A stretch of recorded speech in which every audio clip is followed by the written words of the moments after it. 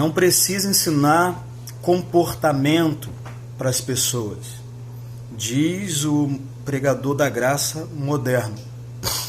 Não precisa dizer para as pessoas como elas devem se comportar, o que elas devem ou não fazer. Não, você deve somente ensinar a graça, e a própria graça vai produzir na vida da pessoa uma mudança de comportamento. Isso é o que diz o pregador da graça moderno.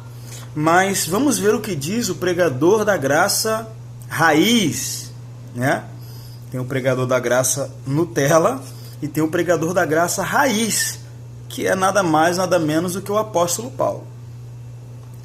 Na sua carta a Tito, no capítulo 2, no verso 15, ele diz: é isto o que você deve ensinar. Veja bem, é isto o que você deve ensinar. Como? Exortando-os e repreendendo-os com toda a autoridade, e ninguém te despreze. Isto o quê? O que é que Tito tem que ensinar com exortação, com repreensão e com toda a autoridade? O que será? Vamos começar do início do capítulo, vamos voltar aqui, né? Vamos ver qual é o contexto. Verso 1.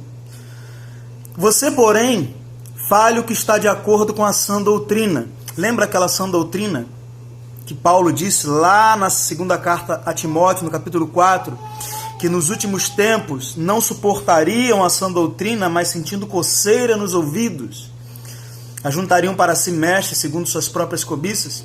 Então, você lê lá, e aí você se pergunta, o que será essa sã doutrina que as pessoas não vão querer mais ouvir? Agora você vai saber o que é. Você, porém, fala o que está de acordo com a sã doutrina. O quê? Ensina os homens mais velhos a serem moderados, dignos de respeito, sensatos, sadios na fé, no amor e na perseverança. Comportamento. Verso 3. Semelhantemente, ensine as mulheres mais velhas a serem reverentes na sua maneira de viver, a não serem caluniadoras, nem escravizadas a muito vinho, mas serem capazes de ensinar o que é bom. Comportamento. É para dizer para a mulher que não é para ser caluniadora? É para ensinar a mulher a não ser cachaceira? A ser uma mulher reverente na sua maneira de viver? Não precisa. É só ensinar a graça. A mulher vai se sentir tão amada que ela vai mudar espontaneamente. É o que diz o pregador da graça moderno. Não é o que diz o grande apóstolo da graça, o apóstolo Paulo. Verso 4. Assim poderão orientar as mulheres mais jovens a amarem seus maridos e filhos. Então veja, Tito tem que ensinar as mulheres mais velhas como se comportar, para que estas possam ensinar as mulheres mais novas como se comportar. A serem prudentes e puras. Meu Deus, precisa ensinar isso? Mas Paulo não foi Paulo que plantou aquela igreja? Ele já não tinha ensinado a graça? Se Paulo já havia pregado o evangelho da graça para essas pessoas, esses comportamentos não viriam naturalmente, né? Afinal de contas, se o meu filho, como um ser humano, naturalmente já tem uma natureza que o capacita a falar, para que eu preciso ensinar o meu filho a falar? Não é? Se ele já tem na sua própria natureza física a capacidade de andar de bicicleta, para que eu vou ensinar ele a andar de bicicleta? Esse é o raciocínio das pessoas. Olha, se você é uma nova criatura, então não preciso te ensinar a se comportar como uma nova criatura. Precisa sim. Se você não fosse uma nova criatura, aí é que eu não ia perder meu tempo te ensinando a se comportar de uma forma que você nem está habilitado a se comportar. Mas porque você é uma nova criatura, é justamente por isso que eu posso te ensinar. Porque você tem a capacidade de aprender. Você nasceu de novo. Agora você pode se comportar como um filho de Deus. E porque você pode então eu posso te ensinar. E Paulo está dizendo para Tito fazer isso. Ensine os filhos de Deus a se comportar como filho de Deus. Ensine as novas criaturas a se comportar como nova criatura. Diga a eles como uma nova criatura deve se comportar. E eles vão conseguir, por quê? Porque eles são novas criaturas. Você não vai estar ensinando para eles um comportamento contrário à sua natureza. Pelo contrário, é um comportamento compatível com a nova natureza que eles receberam. E aí a gente continua, e Paulo ainda exortando Tito o que ele deve ensinar, né? Porque quando chega no verso 15 ele diz: é isso que você deve ensinar, exortando e repreendendo com toda a autoridade. Então nós estamos vendo o que é isto que Paulo disse que Tito deveria ensinar. Então vamos continuar. A serem prudentes e puras, a estarem ocupadas em casa. Aí, esse estarem ocupadas em casa, depois você vai lá na carta a Timóteo, e você vai ver que isso aqui é o contrário do que Paulo diz para as mulheres novas não fazerem. Que era o quê? Ele disse que algumas mulheres, elas estavam se desviando e indo após Satanás. Andavam ociosas e desocupadas de casa em casa e se tornavam fofoqueiras e mexeriqueiras. Então, quando ele diz estarem ocupadas em casa, se fosse numa linguagem de hoje, Paulo ia dizer: olha, diz para as mulheres não ficarem por aí desocupadas, fazendo fofoca nas casas dos outros. Fala para elas irem procurar o que fazer dentro de casa. É o que Paulo está dizendo. Mas não precisa. Você precisa dizer para uma irmã em Cristo que ela não tem que ficar por aí de mexerico na casa dos outros? Ela não é uma nova criatura? Ela não tem o Espírito Santo? Ela não está debaixo da graça? A graça não vai transformá-la automaticamente? A bondade de Deus não nos conduz ao arrependimento? Sim. Só que o mesmo texto de Romanos capítulo 2 que diz que a bondade me conduz ao arrependimento, o texto começa assim: ignoras que a bondade de Deus nos conduz ao arrependimento? Paulo está fazendo uma pergunta. Ele está fazendo uma... Não liga não que tem uma pequenininha aqui, tá? Querendo aparecer. Coisa linda. Paulo está dizendo que as pessoas podem ignorar que a bondade de Deus nos conduz ao arrependimento. E ela pode, de repente, até mesmo interpretar que aquela bondade ali, ao invés dela te conduzir ao arrependimento, algumas pessoas podem interpretar aquilo ali como uma liberdade. Ah, Deus me ama, Deus é bom, né? Eu estou debaixo da graça. Então Paulo está dizendo: ignoras. Realmente, a bondade de Deus, ela deve me conduzir ao arrependimento, mas eu posso ignorar isso. E o que faz quando um crente está ignorando que a bondade deve conduzi-lo ao arrependimento? Esse crente deve ser entristecido segundo Deus, com repreensão. É o que Paulo faz quando ele envia sua primeira carta aos Coríntios. E na sua segunda carta aos Coríntios ele diz: olha, eu vos causei tristeza com a minha primeira carta, mas ele diz: eu estou feliz, porque a tristeza segundo Deus produz arrependimento, viu? Não é só a bondade que produz arrependimento, a tristeza também. Então, se uma pessoa, diante da bondade de Deus, continua vivendo de forma errada, ela deve ser entristecida por meio da repreensão da palavra de Deus. E essa tristeza também vai produzir arrependimento. Amém? Então, basicamente, querido, você vai ver que em todo o capítulo 2 aqui, que Paulo está falando com Tito, é para ele ensinar comportamento. E aí eu vou adiantar um pouquinho, porque ele fala aqui das mulheres, dos escravos, ele fala até para o próprio Tito como que ele deveria se comportar, sendo um modelo para os outros homens. E no verso 11, Paulo continua, veja: porque a graça de Deus se manifestou salvadora a todos os homens. Por que ele diz isso? Porque quando ele fala do comportamento dessas pessoas, ele diz que é porque se eles se comportarem mal, a palavra vai ser blasfemada. Então as outras pessoas vão ser negativamente afetadas pelo comportamento de um servo de Deus, daquele que se diz servo de Deus.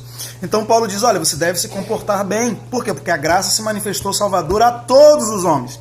A salvação não é só para você, a salvação é para os outros.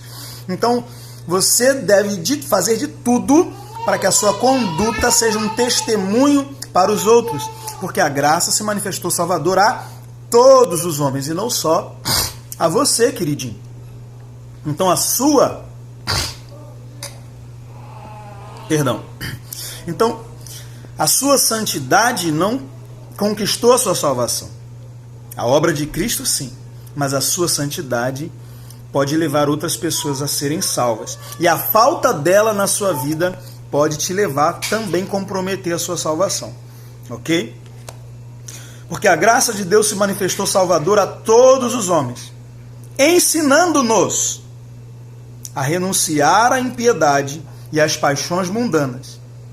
Então, o que é que a graça ensina? A rejeitar a impiedade e as paixões mundanas e a viver de maneira sensata, justa e piedosa nesta presente era, enquanto aguardamos a bendita esperança, a gloriosa manifestação do nosso grande Deus e Salvador Jesus Cristo. E aí algumas pessoas vão dizer assim, tá vendo? A graça nos ensina a viver em santidade. Então eu não preciso ensinar, eu preciso ensinar a graça e a graça vai ensinar. Eu já vi grandes pregadores, as pessoas consideram grandes, né? Eu não sei se no reino de Deus essa pessoa realmente é grande. Ele diz, a graça, o pregador moderno da graça, pregador Nutella. Paulo está dizendo que é a graça que ensina esse comportamento de piedade, né? De viver de forma sensata, renunciar às paixões mundanas, é a graça que vai ensinar. Mas e os capítulos e os versos anteriores? Paulo estava retardado? Paulo estava com algum problema aqui de bipolaridade? Porque ele está gastando um capítulo inteiro falando para Tito ensinar as pessoas como se comportar, e agora Paulo dá de louco e diz que não precisa ensinar, a graça vai ensinar. A graça ensina através de nós.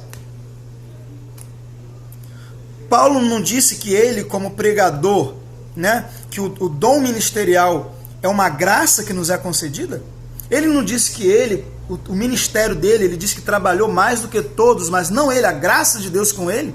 Então, quando um ministro está pregando sobre comportamento, ensinando as pessoas, isso que Paulo está mandando Tito ensinar, isto é a graça de Deus ensinando, porque o ministro é um dispenseiro da graça de Deus.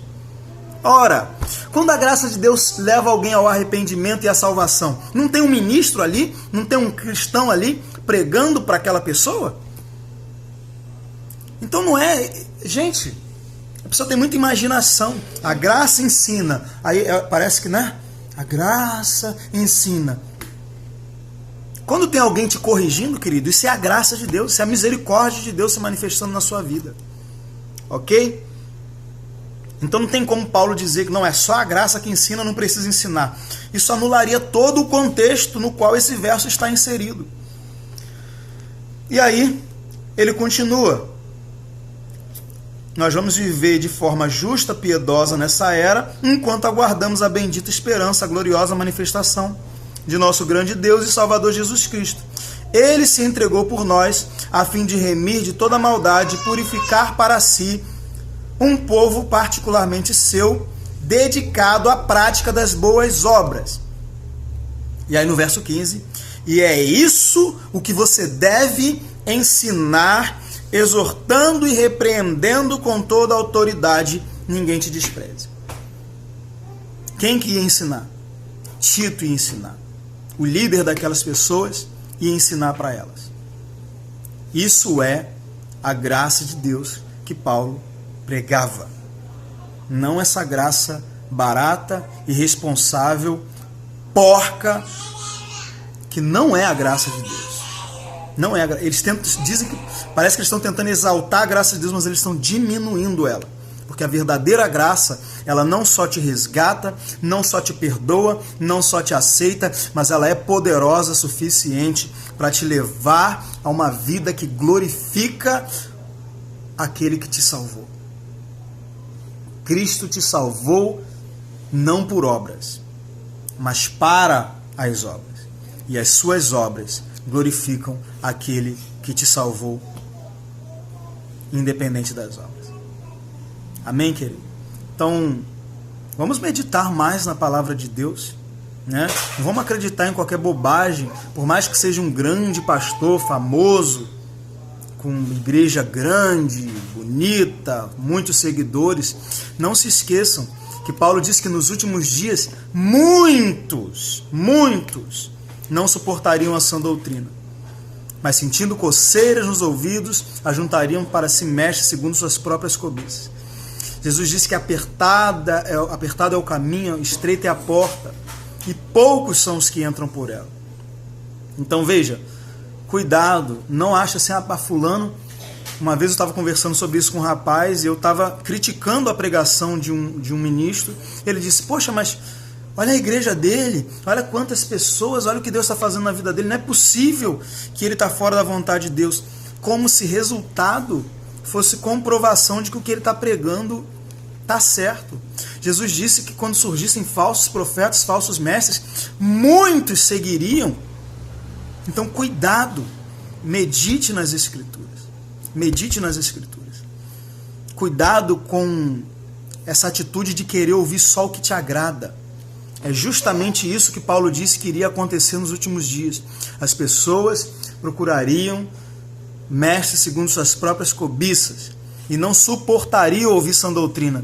O que é sã doutrina? Eu acabei de ler para você. Ele dizendo para Timóteo, você, porém, fala o que está de acordo com a sã doutrina. E o que foi que Paulo mandou Tito falar? Comportamento, estilo de vida que glorifica a Jesus Cristo. Isso é sã doutrina. E é isso que as pessoas estão rejeitando hoje. Isso já começou, né? Já está se cumprindo o que Paulo predisse para Timóteo. Qual foi o conselho que Paulo deu para Timóteo quando ele disse que isso aconteceria? Ele disse, na presença de Deus e de Cristo Jesus, que há de julgar os vivos e os mortos por sua manifestação e por seu reino, eu te exorto solenemente, pregues a palavra, esteja preparado a tempo e fora de tempo, repreende, corrige, exorta com toda paciência e doutrina. Viu que não é só para alisar? Viu que não é só para consolar, para edificar? É para exortar e repreender também que a pregação serve. Por que, Timóteo, que você deve exortar, corrigir e repreender? Porque virá um tempo em que não suportarão a sã doutrina, ao contrário, sentindo coceira nos ouvidos, juntarão mestres para si mesmos, segundo seus próprios desejos, e estes se recusarão a dar ouvidos à verdade. Eu vou procurar alguém que me fale aquilo que eu quero ouvir, porque eu não quero me esforçar nem um pouco para mudar de vida. Então eu vou procurar uma pregação que me deixe confortável com a minha negligência. Já estamos vivendo nesses dias. Jesus está muito perto de voltar. E a grande apostasia, ela já começou.